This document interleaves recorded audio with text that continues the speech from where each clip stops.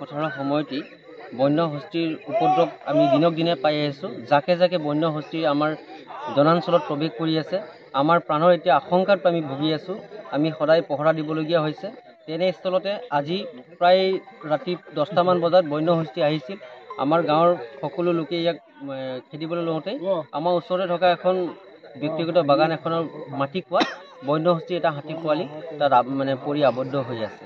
বৰ্তমানে আবদ্ধ হৈ আছে নেকি? হয়। তাৰপিছতে আমি বন বিভাগক আমি খবৰ দিছোঁ। বন বিভাগ আহি ইতিমধ্যে পাইছে আৰু বন বিভাগে আমাক আশ্বাস দিছে যে আমি ৰাতিটোৰ ভিতৰতে হাতী পোৱালিটোক উদ্ধাৰ কৰিম বুলি। জাকটোত কিমান হাতী আছে? প্ৰায় ইয়াত বৰ্তমান 20টামান হাতী বিচৰণ কৰি আছে আমাৰ ওচৰতে একেবাৰে। ঠাইখনৰ নামটো কৈ দিয়ক। এইটো বামুণী শান্তিপুৰ বুলি কয় এইখন অঞ্চলত। ভয়ৰ আতংকৰ মাজত নিশ্চয়কৈ আমি এখন ৰাইজৰ মানুহ আমি প্ৰাণৰ আশংকা কৰি আছোঁ। কাৰণ দৈনিক আমাৰ প্ৰায় 50-60টা হাতী ইয়াত বিচৰণ কৰে। আমাৰ জনাঞ্চলত প্ৰৱেশ কৰে, আমাৰ ঘৰ দুৱাৰো ভাঙি পেলায়। গতিকে তেনেস্থলত আমি এতিয়া প্ৰাণৰ আশংকা কৰি আছোঁ। জিলা আয়ুক্তগৰাকী আহিছিলে? হয়, জিলা আয়ুক্তগৰাকীক আমি আমন্ত্ৰণ কৰিছিলোঁ ছাৰক।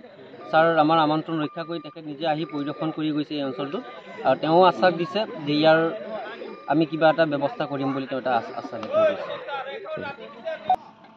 আৰু আপোনালোকো আহিছে, কি ক'ব? হয়, আমিও এই খবৰ পাইছোঁ। হাতী পোৱালি এটা পুৰণি এটা কুঁৱা আছে, মাটি কুঁৱা আছে বুলি কৈছে, তাত পৰা বুলি কৈছে। গতিকে আমি ওচৰলৈ যাব পৰা নাই, জাকটো ওচৰতে আছে। গতিকে JCB-খন আহি পাইছেহি, ওচৰ পাইছেহি আৰু JCB অহাৰ লগে লগে আমি আগবাঢ়ি যাম, আমি ৰিকভাৰী কৰিম।